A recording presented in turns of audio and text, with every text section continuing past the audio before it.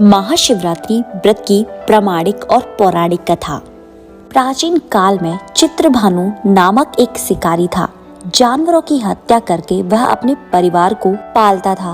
वह एक साहूकार का कर्जा था, लेकिन उसका ऋण समय पर ना चुका सका।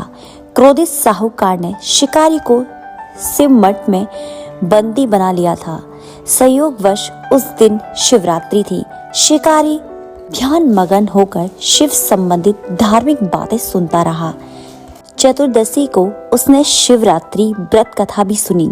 शाम होते ही साहूकार ने उसे अपने पास बुलाया और शर्त चुकाने के विषय में बात की। शिकारी अगले दिन सारा ऋण लौटा देने का वचन देकर बंधन से छूट गया। अपनी दिनचर्या की भांति वह जंगल में शिकार के लिए निकल गया, लेकिन दिन भर बंदी गृह में रहने के कारण भूख प्यास से व्याकुल था। शिकारी भोजन की तलाश में खोजते हुए बहुत दूर निकल गया। अंधकार हो गया तो उसने विचार किया रात में जंगल में ही बिताई जाए। वह वन के एक तालाब के किनारे एक बेल के पेड़ पर चढ़कर रात बीतने का इंतजार करने लगा। विल्व वृक्ष के नीचे शिवलिंग था वो कि विल्व पत्रों से ढका हुआ था। शिकारी को उसका पता ना चला।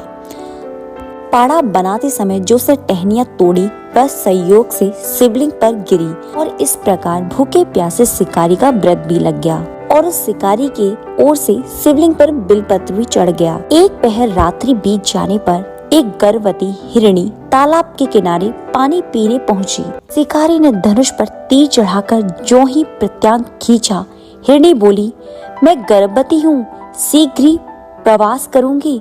तुम एक साथ दो जीवों की हत्या करोगे, जो ठीक नहीं है। मैं बच्चे को जन्म देकर शीघ्र ही तुम्हारे पास समक्ष प्रस्तुत हो जाऊंगी। अभी मुझे मत मारो, तब मैं तुम्हारे पास आ जाऊंगी, तब मुझे मार देना। शिकारी ने प्रत्याशा ढीली कर दी और हिरणी जंगल की झाड़ियों में लुप्त हो गई। प्रत्याशा चढ़ाते तथा ढीली करते वक्त कुछ बिल्व पत्र अनायास ही टूटकर शिवलिंग पर गिर गए। इस प्रकार उसने अनजाने में ही प्रथम पहर का पूजन भी संपन्न हो गया। कुछ ही देर बाद एक और हिरणी उधर से निकली। शिकारी की प्रसन्नता का ठिकाना ना रहा। समीप आने पर उसने धनुष पर बाण चढ़ा दिया। तब उसने देखा हिरणी ने विनय पूर्वक निवेदन किया, हे शिकारी, मैं थोड़ी देर पहले शत्रु से निवृत्त हुई हूँ। कामातुर हिरणी हूँ, अपने प्रिय की खोज में भटक रही हूँ। मैं अपने पति से मिलकर शीघ्र ही तुम्हारे पास आ जाऊंगी।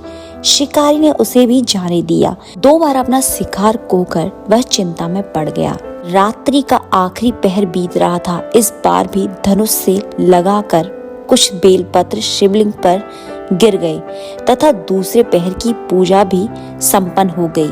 तभी एक अन्य हिरणी अपने बच्चों के साथ उधर से निकली। शिकारी के लिए स्वर्णमय अवसर था। उसने धनुष पर तीर चढ़ाने में देरी नहीं लगाई। वह तीर चढ़ाने ही वाला था कि हिरणी बोली, हे शिकारी, मैं इन बच्चों को इनके पिता के हवाले करके लौटकर आ जाऊंगी। इस समय मुझे मत मारो, मुझे जाने दो। शिकारी हंसकर बोला, सामने आई शिकार को छोड़ दूं? क्या मैं तुम्हें इतना मूर्ख दिखता हूँ? इसमें पहले मैं 2 बार शिकार खो चुका हूँ। मेरे बच्चे भी भूखे प्यासे हैं। मैं उनके लिए भोजन लेके जाना चाहता हूँ। उत्तर में हिरणी ने कहा, जैसे तुम्हें अपने बच्चों की ममता सता रही है, ठीक वैसे ही मुझे भी। शिकारी, मेरा विश्वास करो, मैं इन्हें इनके पिता के पास छोड़कर तुरंत लौट के प्रतीक्षा करती हूँ।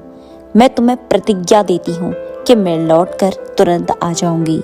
हिरणी का दुख भरा स्वर सुनकर शिकारी को उस पर दया आ गई।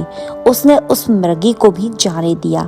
शिकारी के अभाव में तथा भूख प्यास से व्याकुल शिकारी अनजाने में ही बेलपत्र वृक्ष पर बैठा बेलपत्र तोड़कर नीचे फेंक रहा था। तभी उसने देखा एक हष्ट पुष्ट मृग उस रास्ते पर आया। शिकारी ने सोच लिया था कि इसका शिकार वह अवश्य करेगा। शिकारी की तनी प्रत्याशा देखकर मृग विनती स्वर में बोला, हे शिकारी, यदि तुमने मुझे पूर्व आने वाली 3 मृगी तथा छोटे बच्चों को मार डाला है तो मुझे भी मारने में विलंब ना करो, ताकि मुझे उनके वियोग में एक क्षण भी दुख ना सहना पड़े। मैं उन हिरणियों का पति हूँ। यदि तुमने उन्हें जीवन दान दिया है तो मुझे भी कुछ क्षण के लिए जीवन दान देने की कृपा करो। मैं उनसे मिलकर तुम्हारे समक्ष उपस्थित हो जाऊंगा, ये मेरा वचन है। मृग की बात सुनते ही शिकारी के सामने पूरी रात का घटना चक्र घूम गया। उसने सारी कथा मृग को सुना दी। तब मृग ने कहा, मेरी तीनों पत्नियां जिस प्रकार प्रतिज्ञाबद्ध होकर गई हैं, मेरी मृत्यु से अपने धर्म का पालन नहीं कर पाएंगी। अंत ऐसे तुमने उन्हें विश्वास पात्र मानकर छोड़ दिया, वैसे ही मुझे भी जाने दो।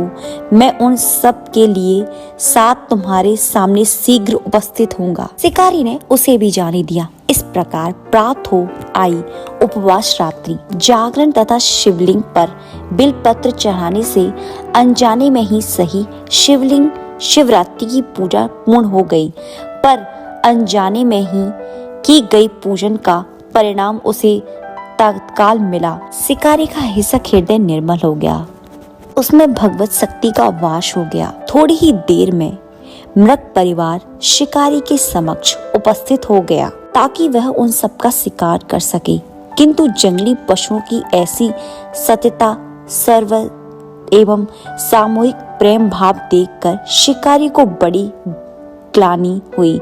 उसने मृग परिवार को जीवन दान दे दिया। अनजाने में शिवरात्रि के व्रत का पालन करने पर भी शिकारी को मोक्ष की प्राप्ति हुई। जब मृत्यु काल में यमदूत उसे जीवन को लेने आए तो शिवगणों ने उन्हें वापस भेज दिया तथा शिकारी को शिवलोक में ले जाया गया। शिवजी की कृपा से ही अपने इन जन्म में राजा चित्रभानु अपने पिछले जन्म को याद रख पाए तथा महाशिवरात्रि के महत्व को जानकर उनका अगले जन्म में भी पालन कर पाए। शिकारी की कथा के अनुसार महादेव तो अनजाने में भी किए गए व्रत का फल देते हैं। वास्तव में ही महादेव बहुत ज्यादा सीधे हैं। सभी देवों में महादेव को सर्वश्रेष्ठ माना गया है, इसीलिए हमारे महादेव बहुत ज्यादा सीधे और सरल माने जाते हैं। जय भोले की। जानकारी अच्छा लगे तो वीडियो को लाइक करना ना भूलें।